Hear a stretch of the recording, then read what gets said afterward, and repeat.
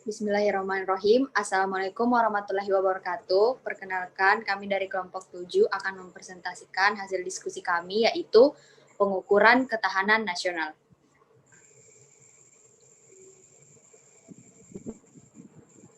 Adapun anggota kelompok 7 yaitu Anugrah Nurauliani, saya sendiri, Muhammad Haikal, Tara Azara Maulida, Novia Indriani, Hasrul, dan Muhammad Fahri. Yang pertama yaitu pengertian ketahanan nasional. Ketahanan nasional adalah kondisi dinamik suatu bangsa meliputi seluruh aspek kehidupan nasional yang terintegrasi, berisi keuletan dan ketangguhan yang mengandung kemampuan mengembangkan kekuatan nasional dalam menghadapi dan mengatasi segala tantangan, ancaman, hambatan, dan gangguan, baik yang datang dari luar maupun dari dalam, yang langsung maupun tidak langsung membahayakan integrasi, identitas, dan kelangsungan hidup bangsa dan negara, serta perjuangan mengejar tujuan nasional, menurut Lemhanas RI 2008. Selanjutnya yaitu model pengukuran ketahanan dan simulasi kebijakan. Terdapat 4 model pengukuran ketahanan dan simulasi kebijakan. Yang pertama adalah dimensi pengukuran, yang kedua adalah penentuan bobot, yang ketiga adalah penentuan skor atau peringkat, dan yang terakhir adalah simulasi kebijakan. Dimensi pengukuran dibagi menjadi 3 macam. Pertama ada dimensi gatra.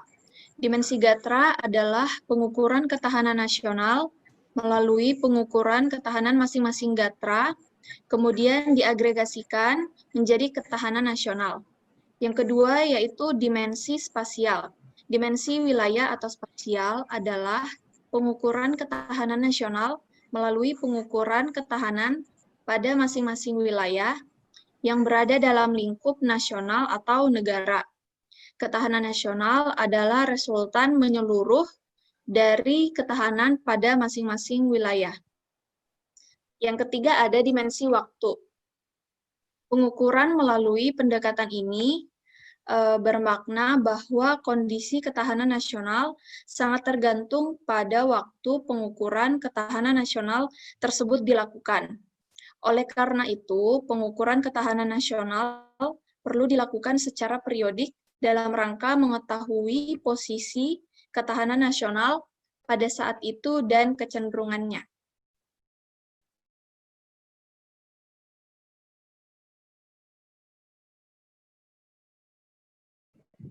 Kemudian selanjutnya yaitu penentuan bobot. Setiap indikator, variabel, dan gatra diberi bobot sesuai dengan kontribusi masing-masing terhadap ketahanan nasional.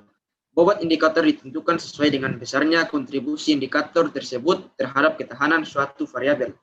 Bobot variabel yang ditentukan sesuai dengan kontribusi variabel tersebut terhadap ketahanan suatu gatra. Demikian juga bobot gatra ditentukan sesuai dengan kontribusi gatra tersebut terhadap ketahanan nasional atau ketahanan nasional di daerah. Bobot-bobot pada masing-masing wilayah dapat berbeda, tetapi dapat juga sama dengan bobot pada tingkat nasional, tergantung dari karakteristik indikator, variabel, serta gatra pada masing-masing wilayah.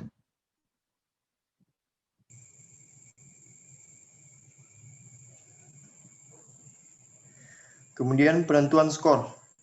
Setiap indikator dinilai dan diberi skor peringkat, yaitu yang pertama rawan, kedua kurang tangguh, ketiga cukup tangguh, keempat tangguh, dan yang kelima sangat tangguh dengan menggunakan parameter terukur. Penentuan skor dilakukan dengan menggunakan benchmark dengan competitors, norma atau perbandingan dengan masa lalu.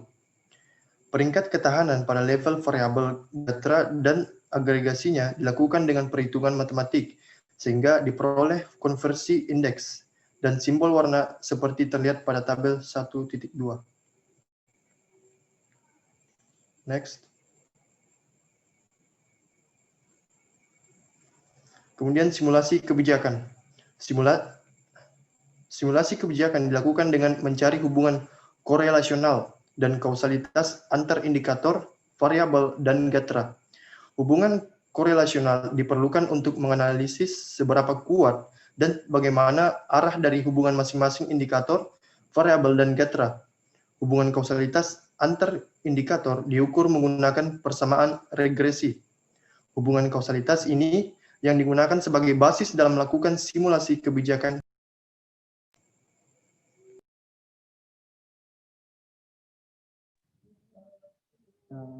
Selanjutnya yaitu simulasi kebijakan. Simulasi kebijakan publik dilakukan dalam rangka yang pertama merumuskan isu-isu strategis baik pada tingkat nasional maupun wilayah berdasarkan hasil pengukuran penyebab serta implikasinya. Yang kedua, menganalisis alternatif kebijakan publik berdasarkan isu-isu strategis dan simulasi. Yang ketiga, memprediksi dampak potensial dari kebijakan tersebut.